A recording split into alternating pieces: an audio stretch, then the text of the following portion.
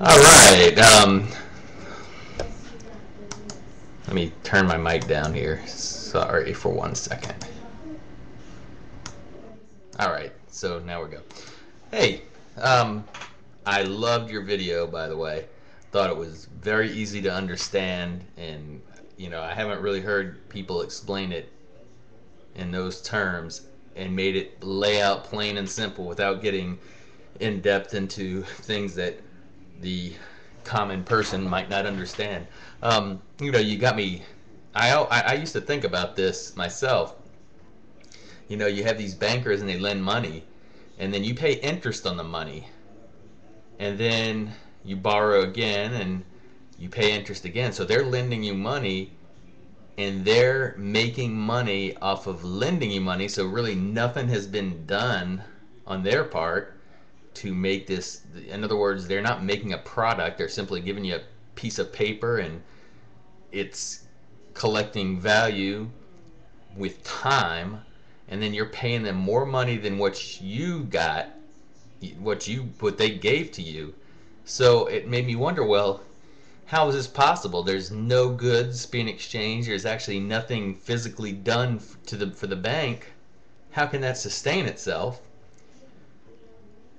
other than inflation?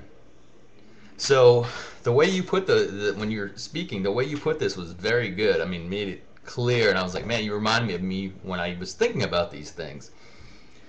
The problem is, my friend, is you're right.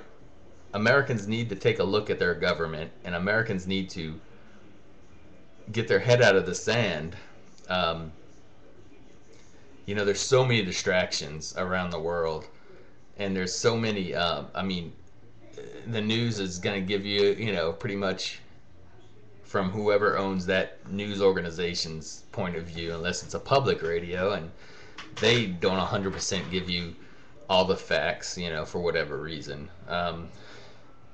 So, I'm one of these. I drive a really small car, at the risk of getting creamed by these Hummers and these SUVs running around here, and it's wintertime right now, and we had a huge snowstorm, and so I just drive extra careful. But um, it's I don't think many people understand, like what you said in your video. I don't think many people day to day think about, well, why has why has capitalism been successful in the United States so far? Um, and exactly what you said. It's because it was a constant expansion, and the reason you can't go back to the 1950s, like you were saying, somebody was talking about doing, is because the time is different. World War II is not over. The European economies and Japanese economies are not totally destroyed, um, allowing American companies to supply the rest of the world with cars and electronics and technology. The world is much more competitive, and the fact is that to sustain, as you put it, to sustain the lifestyle that people grew up in, the working class lifestyle in most cases, or some, you know,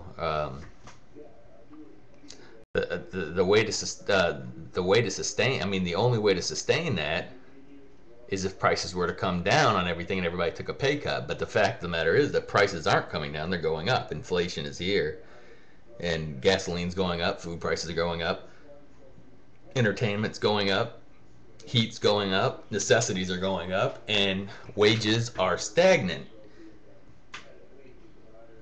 Um, but I really like your videos. I subscribe to you because I like being reminded of things that I have thought of in the past, but also learn new things and take a look from different angles.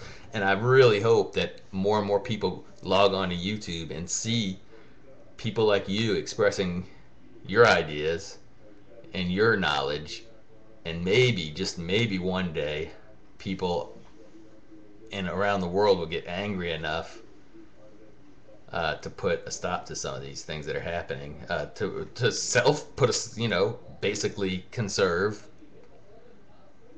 and make a difference.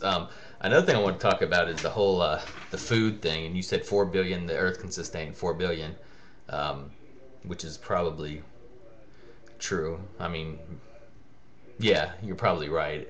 The problem is, when the plague hit Europe, it cut the population in half. They say a third, but I think it's probably closer to a half. Um, so what happened was the poor people in Italy that were farming the land suddenly could own and farm their own land, and they were suddenly wealthier, and things started getting better. But that's because most of the population died off and there was more of everything. Instead of eating pasta, they were eating pasta stuffed with meat or fruit or olive oil. So, and this is just Italy, but I'm talking about in Europe as a whole, things got better after, half your town was wiped out by the plague. Unfortunately, that's not, that could happen today. I mean, the reality is that there are plenty of viruses and bacteria out there that we don't have resistance to. The hospitals would not be able to handle it either. So that may be the thing, and I'm not wishing that on anybody, but some catastrophic thing like that could happen, and that would be about the only way I see things to really get to what they used to be. If that was the term somebody was using. One more thing, I'm from the area that you talked about. I don't live there now, but I'm from New Orleans, and it's funny how people around the world sometimes you feel like they have more compassion about what happened down there than the everyday American that's not from there.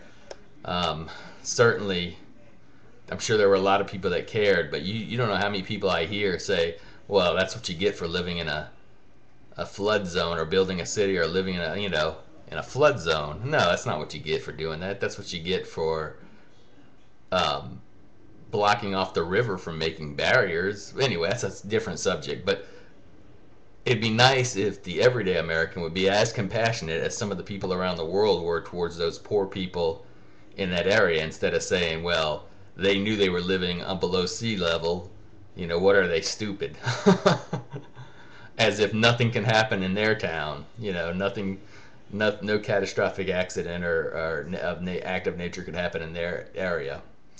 I think we need more compassion in this country for people in this country, as well as for people around the world. But it seems like that gets lost. It seems like most people are more willing to send money and goods to the tsunami victims than the people who were in Katrina.